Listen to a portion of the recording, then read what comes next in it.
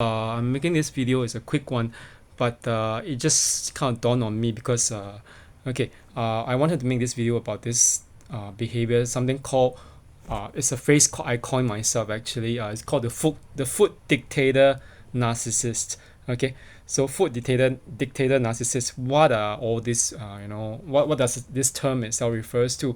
We all know what a dictator is. Okay, but we don't know what a food dictator is. Okay, and if you add a term narcissist to it, it makes it even more complicated.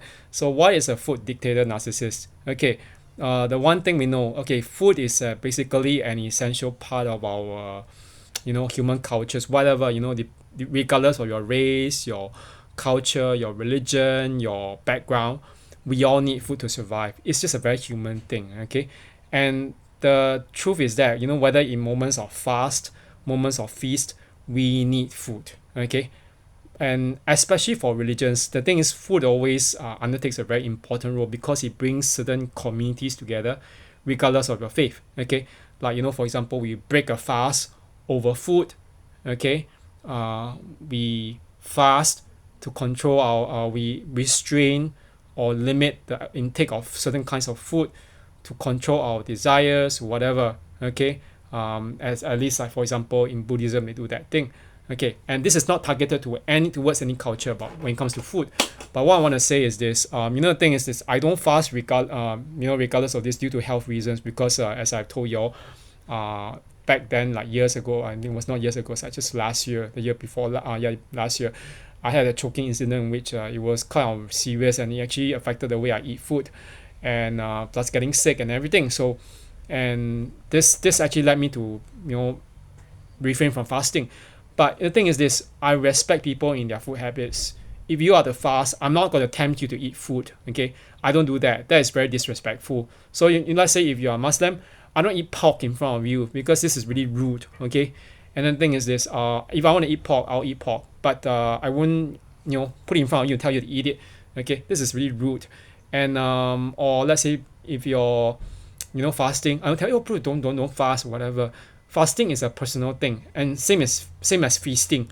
And the thing is this, including my own orthodox practice of fasting, I respect people who want to eat meat on Fridays and Wednesdays, who don't want to eat meat on Fridays and Wednesdays. I respect people who want to eat it as well. Okay, the thing is this, it doesn't matter, it's your own choice. But the one thing is this, food dictator narcissists, they are in a category of their own. Okay, they are a dime a dozen, they are everywhere. I don't know whether you all have heard of this term, food dictator narcissist. Okay, it might seem something weird, like it's like, where does this term come up from? Okay, it exists. Okay, what do I mean by that? Okay, the narcissists, this particular group of narcissists, okay, or almost all of them, they try to control your food intake. What they do is to tell you what to do and what not to do with food.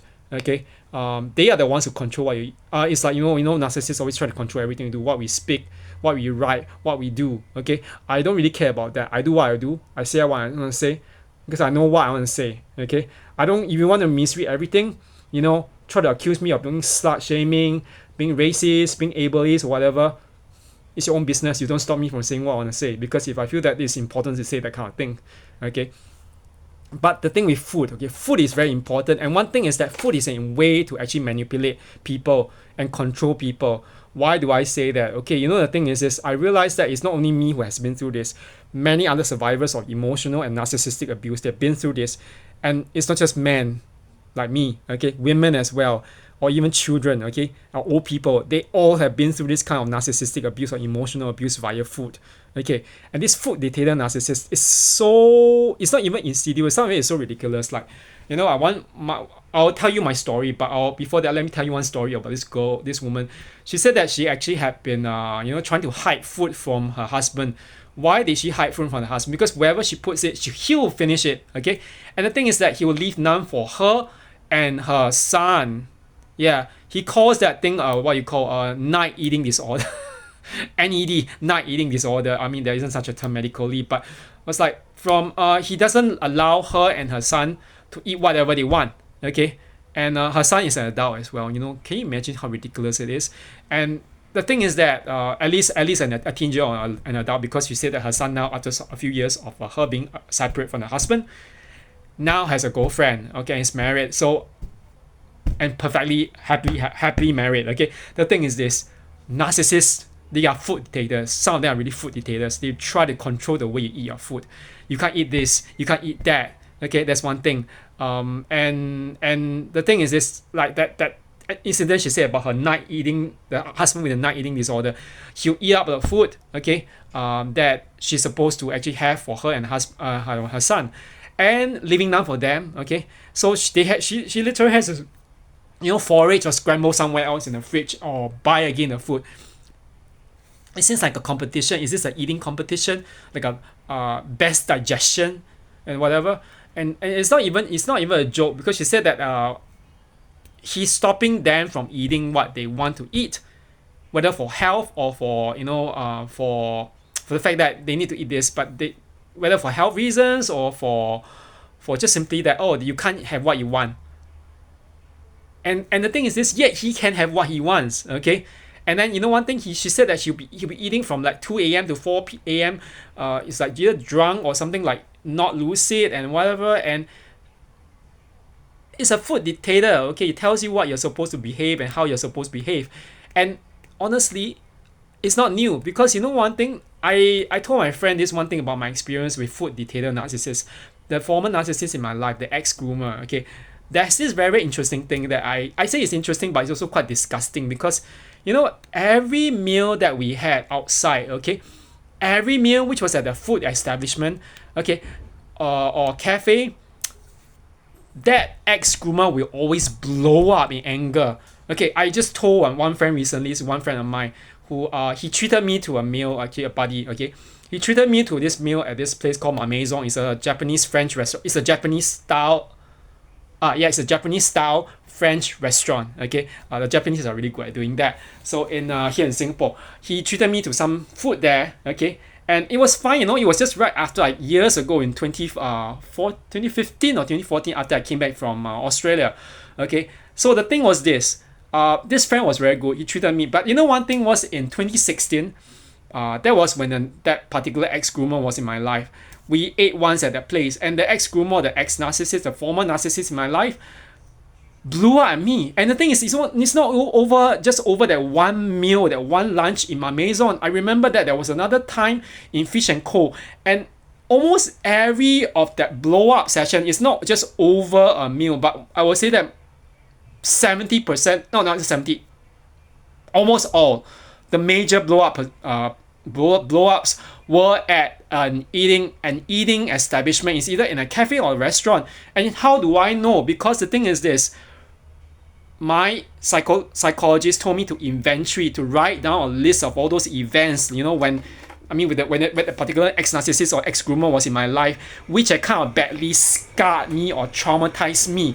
And I realized that a majority of them, I would say let's say about out of every 10, I can probably list out. Right now I can't just come up with them on my mind. But out of every one of them, like I would say that maybe about 90% of them are it will all occurred at the eating establishment. Even if I was not eating something, it was at the cafe. So why is it over food and drink? And one thing is this, I told my friend asked me, he asked me, because he was the one who first treated me to that place, and that was how I knew about the place. He asked me, what was that ex-groomer blowing up over? No, I just said, that it was so weird. It was a non-existent reason. And then it's like, I said something. I said, when I was in the Manhattan Male Beauty pageant, I had to sell tickets. I said I wasn't really happy with the fact that I had to sell tickets. Then, that the ex-groomer was like, look at me, give me a very glowering, angry look.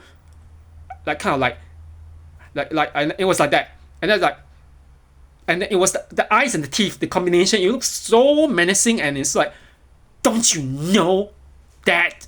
Like, I was like, wait. Why are you so angry over something that is just about me? That's not about you. Why are you so angry? And I was like, wait, it doesn't add up. And that was just not just a one incident. Even before that, a few weeks before that, in Fish and Co, that was a fish. It sells fish and chips or any kinds of like grilled fish or whatever. So it's like a seafood and fish restaurant.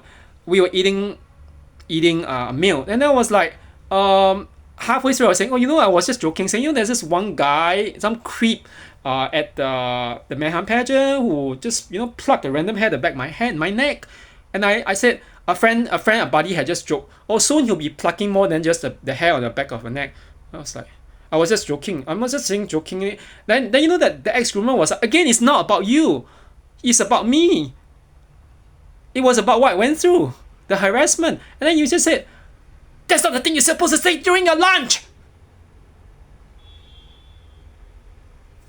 I was like, you know how if I was the person who was actually being shouted at and screamed at all the time, can you imagine losing your appetite? I just, in that forum, I told that lady, every meal, I really mean every meal, virtually every meal that I had with the ex-groomer, okay, had totally been ruined, okay? And as a result, what happened? I never ate anymore at the place, okay? And what happens next? The strange thing is they always say create new positive experiences. You know what I had to do?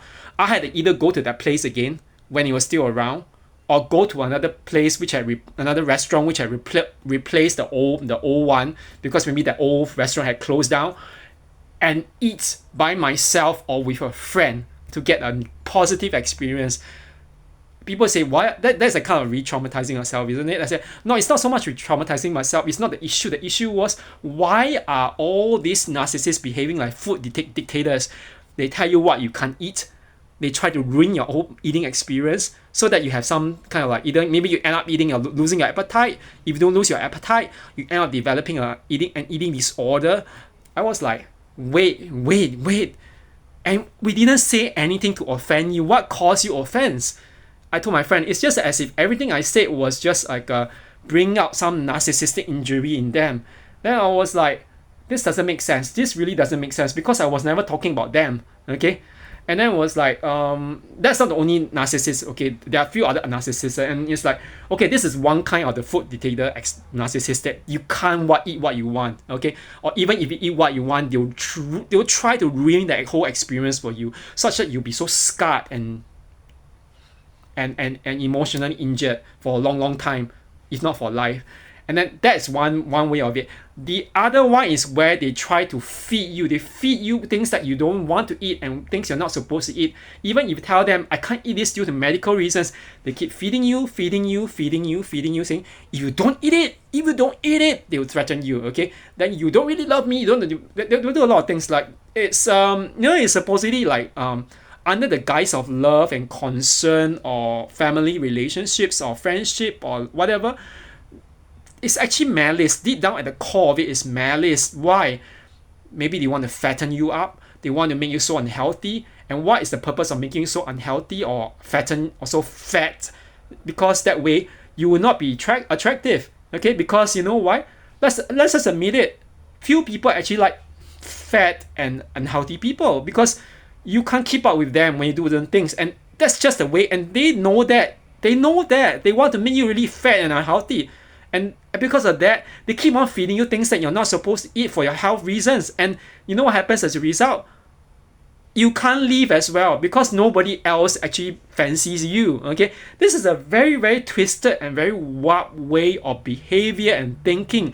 And I told my friend about this, my buddy, the one who treated me to that meal at my Maison. Okay, that was just right after I came back from Australia. He said, all this, the blowing up, because he had asked me about the blowing up, why did that ex-groomer blow up at you? I told him the reason, the story, and he said, well, I mean, my friend also agrees that there's no correlation between blowing up and the fact that I had to sell tickets. So what was the issue? And he said, oh, this is part of the manipulation and the control. Okay, so the one thing is this, I can say definitely, from my own end, food dictator narcissists, they are so evil. There are so many variations of this kind of control of food. And it's not just over that one meal in my Maison on that one fateful day in July or something like that. Just right after that, I remember I told my friend, you know what? I went to Cold Storage, okay, with that person, the narcissist. And then the one funny thing was that the narcissist was shopping, buying some chicken breast, because the narcissist was what was it? It's like, I can't eat well because of you, but you have to eat as much as you can. You keep on bulking up because you have a complex about you being skinny in the past, so you need to gain as much weight and muscle and whatever as you can. And I was like, This is so stupid. And then it's like, the funny thing is this, the ex-groomer bought all the chicken breasts, walked out ahead of me without looking at me, without caring. It's like, oh, this is my life, none of your freaking business. But you know what? I have to follow you. And when I followed behind, guess what? I went the wrong way, okay? This is not my fault. Okay, so what if I made a mistake? This like nothing life threatening or whatever. And you know what happened? Okay, I was supposed to walk this way. I just made a mistake. It's a mistake. I made it. But it's nothing life threatening. You know, no one's going to die or be destroyed just because I walked the wrong way. So I realized, oh, I walked the wrong way, so I can't get out now of Cold Storage. I had to retrace my steps. So by the time I was at the entrance or the exit of Cold Storage, guess what?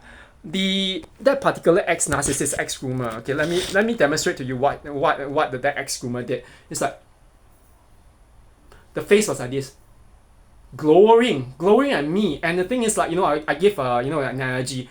Have y'all watched Godzilla, the Godzilla movies? There's this three-headed dragon, Ghidorah. It's like it spouts beams of electrical fire that could destroy anyone or burn up anyone. So it's like just like that.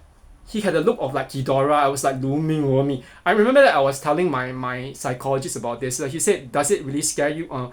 Yeah, it would be scary back then, but now I really don't care. I mean, if they say that, I'll just walk away. But the strange thing, it just makes you realize they know that this kind of things will badly traumatize you or scare you off, because they are operating and running on fear and control of you.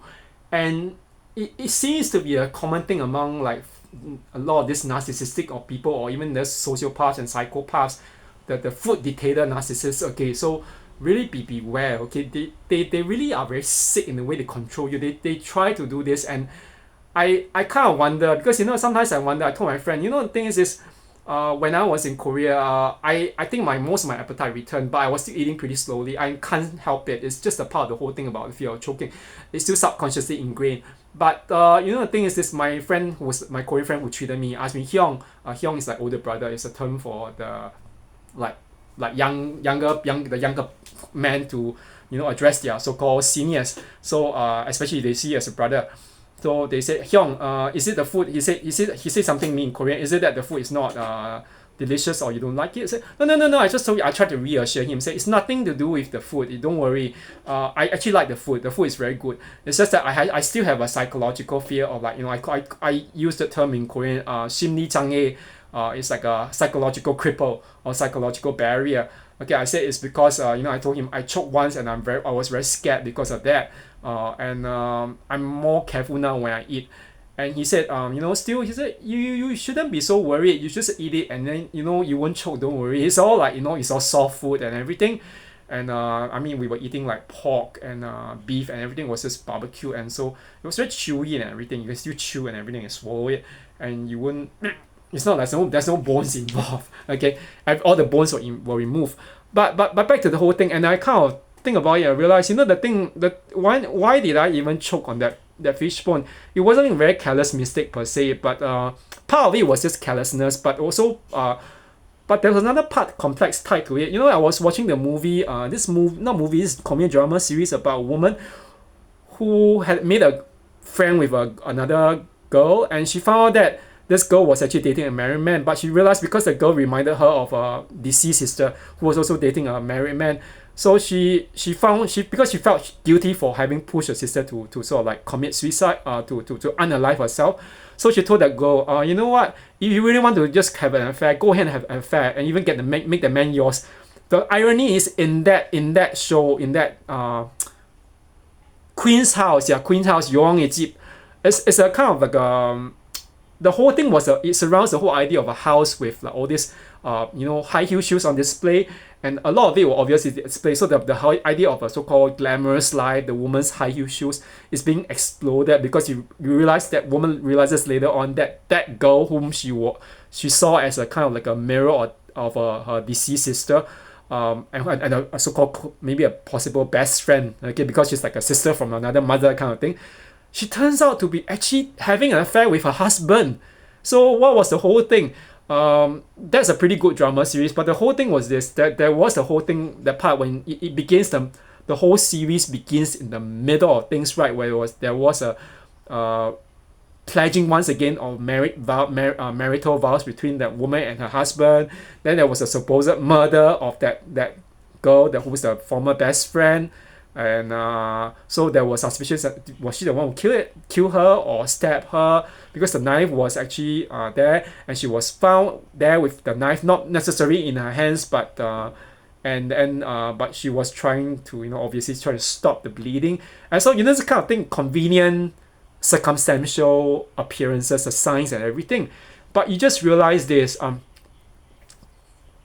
I kind of wonder, because when I was choking, I was watching a bit of that drama series. So the whole thing about cheating and abuse and manipulation, and the husband is a sneaky bastard. Okay, I say he's a sneaky bastard. He two-timed that woman and her best friend. Okay, who became the woman who, the other woman who became her best friend later on. I was like, damn. And as if it's not enough, that so-called best friend, after so-called not really breaking up, but just like disappearing from the husband's life, she went to date that woman's half brother. I was like, wow, she really wants the man, all the men in her in the woman's family. I was like, what craziness is this? But I was like, maybe is it like whole idea of adultery, not choking, adultery, deception, cheating, and manipulation and abuse, that kind of made me realize maybe that was the one thing that kind of triggered me to end up being so careless and choking. And I was like, I think now I kind of realize what caused it, but now I had to undo the damage by going for therapy. But but the whole thing is this: food dictator narcissists really exist, and they are really not just they're not just one in a million. They're a dime a dozen. Almost everyone of them seems to have it. Okay, I don't know who has had that kind of experience. If you have that experience, please let me know. Okay, and the thing is this: how do you deal with that? For me, it's very simple. I was very thankful, because I'm the one who that got away. I'm literally the guy that got away, the ex that got away. Not even the ex, the target that got away. And it was like I don't know what saved me. My psychologist was telling me, Kevin, you're very lucky, because compared to most people, I think most guys, whatever, or even girls, when they end up meeting a groomer, a psychological groomer, they don't know, and even if they know, they can't extricate themselves from it, and they are always very deep in the whole thing. But the strange thing is, he said, after barely 3 months, everything was just ended by the ex groomer, and you also knew what was going on. You could basically just start a whole new life altogether, within the last few years. And I did tell her, I found that it was taking a long time. I said, exceptionally, it's like 10 years to get to where I want, where I should be, or where I could have been. But she said, you know what, sometimes good things take a long time, but it's just the whole thing. But she said something like, but I kind of realized this thing about food dictator narcissists, and now I'm realizing it. Maybe I should tell her about this thing as well, so that because she was the one who told me to inventory all these signs of control of food choices, or if not just signs of controlling of food choices, but the signs of conflict, where they actually begin. And it's like, you realize, if you just look at my expression, I'm trying to mirror what is happening to enact, because I'm a drama student. I was a drama student. I have to act this out. But I'm like, wow, I didn't realize it until now in retrospect, and it only seems that only no contact would have allowed me to have that kind of detached perspective. Okay, so I hope nobody ever has to go through that again. Okay, this is really like a living hell on earth. Can you imagine every place that I actually wanted to go to, I don't dare to go to? No, it's not that I don't dare to go to it. I just don't want to go there anymore. Okay, it's so ridiculous. I don't want to go to Fish and Co. It just reminds me of a stupid incident. And then if I go to my Maison, I'll just tell my friend who treated me there. I say, you know what? I just remember that stupid thing with that stupid ex-groomer, that retarded person. And then it's like screaming at me for nothing, just over the manhunt tickets. And it's like, did I cause any narcissistic injury? I probably did, but that's just life. But anyway, now I'm very happy. I'm actually out of this whole thing, and then I hope no one has to go through it, as I said. Okay, but if you have had the kind of experience with food dictator narcissists, I'm like slurring my words or whatever. Let me know, okay? And then we could probably all just write a novel about all these kind of people. Okay, have a good one, everyone. Bye bye.